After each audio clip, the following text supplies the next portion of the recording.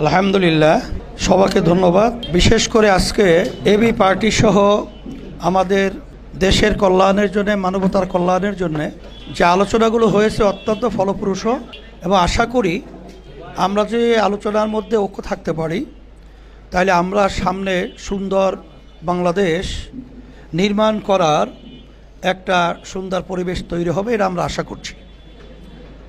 যে যে বিষয়ের উপরে আমরা একমত হয়েছি তার ভিতরে আপনারা জানতে পারবেন। 1 নম্বরে আধিপত্যবাদ, সম্প্রসারণবাদ ও সাম্রাজ্যবাদ মুক্ত, স্বাধীন, সার্বভৌম, টেকসই, কল্যাণকর বাংলাদেশ রাষ্ট্র গঠনে জাতীয় ঐক্য গড়ে তোলা। 2, দুর্নীতিবাজ, সন্ত্রাসী, খুনি ও টাকা পাচারকারীদের দ্রুত বিচারের আওতায় এনে দৃষ্টান্তমূলক শাস্তির ব্যবস্থা করা। 3, ভোটাধিকার সহ সকল নাগরিক অধিকার ও মানবাধিকার রক্ষায় জাতীয় ঐক্যমত্য গড়ে তোলা। 4, প্রয়োজনীয় সংস্কার শেষ করে দ্রুত সময়ের মধ্যে সুষ্ঠু ও গ্রহণযোগ্য নির্বাচনের ব্যবস্থা করা। 5, দ্রব্যমূল্যের ঊর্ধ্বগতি রোধ এবং আইন শৃঙ্খলা স্বাভাবিক করে নিয়ে আসা। 6, আওয়ামী ফ্যাসিবাদ বিরোধী সকল শক্তি দেশ পুনর্গঠনে ঐক্যবদ্ধভাবে কাজ করা। 7, আওয়ামী ফ্যাসিবাদ বিরোধী শক্তিগুলো একে অপরের বিরুদ্ধে আঘাত করে কথা না বলা।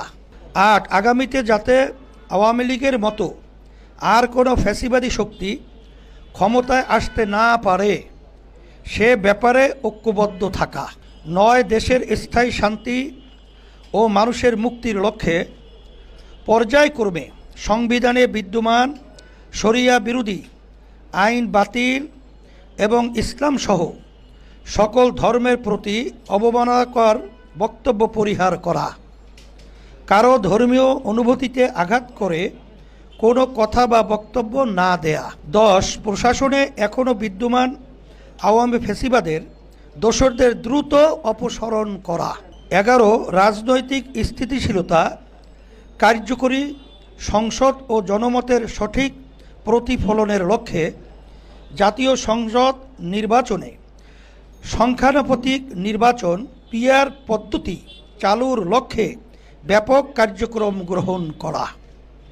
আর সাথে আমাদের আরও একটা আলোচনা এসেছে, বর্তমানে যে নারী নীতি সংস্কার কমিশন যে প্রস্তাবগুলো তারা নিয়ে আসছে, এটা ধর্মবিরোধী, ইসলাম বিরোধী, দেশ বিরোধী, মানবতা বিরোধী।